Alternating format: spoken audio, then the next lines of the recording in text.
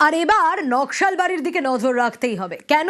SIR এর hearing, আর সেখানে নাকি টাকা দাবি করা হচ্ছে। হ্যাঁ, অভিযোগ তো এমনটাই, কিন্তু কার বিরুদ্ধে এই অভিযোগ? এই অভিযোগ বিএলওর বিরুদ্ধে। হ্যাঁ, বিএলওর বিরুদ্ধে টাকা নিয়ে হিয়ারিং ব্যবস্থার অভিযোগ উঠছে। শুধু যে অভিযোগ উঠছে তা নয়, টাকা চাওয়ার এই কল রেকর্ডিং সেটাও ভাইরাল। চলুন আগে সেটা শোনাই। बोलिए कंचन भाई, कैसे हैं? एकदम ठीक है भैया। सुनिए ना, थोड़ा कम उम कीजिए ना। हो ऐड भैया कम कीजिए, उतना में होगा कि नहीं होगा, उतना कितना चेष्टा करके ही कर रहे हैं, समझे? तो मानेगा कि नहीं मानेगा? किसको बोलेंगे आप, ऑफिसर लोग को? हाँ, हेयरिंग ऑफिसर सब रहेगा ना। मतलब नक्सली का है कि बाहर से आएगा वो लोग?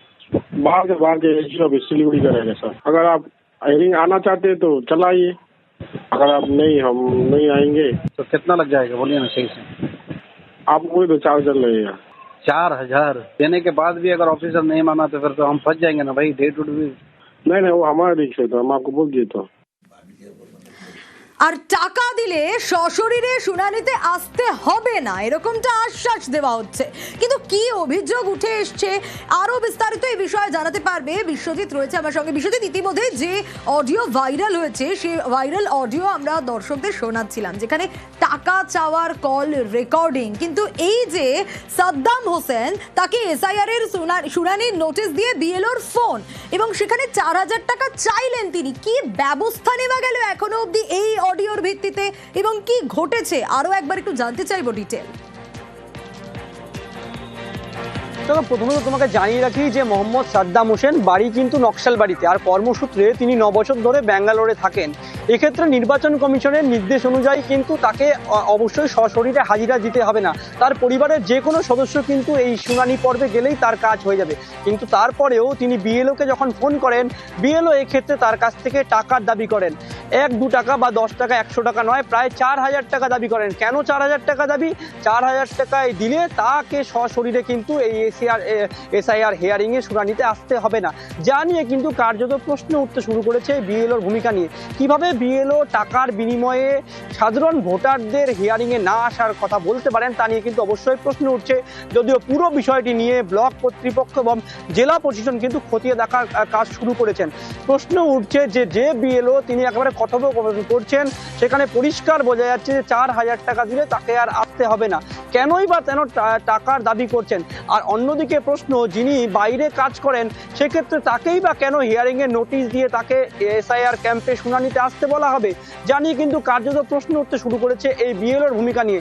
যদিও বিএলও বলছেন তিনি চেনেন না, আর তার অন্যদিকে তার বক্তব্যের মধ্যে পরিষ্কার যে তিনি বলছেন তিনি তার সেই ভোটারের সঙ্গে কথা হয়েছিল, তারপরেও তিনি বলছেন চেনেন না। অর্থাৎ এই বিএলওর কথার মধ্যেই কিন্তু কোথাও না কোথাও ভুল বা ত্রুটি লুকিয়ে রয়েছে, যা নিয়ে ইতিমধ্যে জেলা প্রশাসন কিন্তু তদন্ত করার কাজ কিন্তু শুরু করেছে। তবে প্রশ্ন উঠছে যে এভাবে এসআইআর যেখানে দেখা যাচ্ছে যে বয়স্ক এমনকি যারা টাকা হচ্ছে, আর এক্ষেত্রে একেবারে সাধারণ ভোটারকে টাকার বিনিময়ে সশরীরে হাজিরা না দেওয়ার কথা বলছেন, জানি কিন্তু ইতিমধ্যে নকশালবাড়িতে সরগরম পরিস্থিতি। বেশ,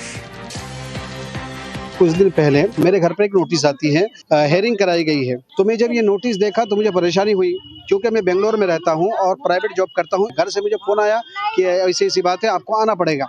जबकि बीएलओ को मालूम है कि जितने लोग बाहर हैं उन लोगों को बाहर से आने की जरूरत नहीं है।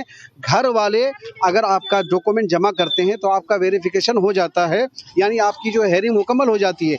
लेकिन बीएलओ ने मुझे इसकी जानकारी कुछ भी नहीं दी। हमारा जो कंचन है बीएलओ, उसने मुझे ये भी कहा अगर आप नहीं आना चाहते तो बताइए, मुझे 4,000 रुपये अब दे दीजिए। तो ये सरासर गलत है। না এটা ভুল কথা, এগুলো ভুল কথা। আমি তো তাকে চিনিও না। ওনার নোটিশ আসছিল, আমি ওনার বাড়িতে নোটিশ দিচ্ছি, কিন্তু এগুলো তো ভুল কথা, এগুলো বাজে কথা।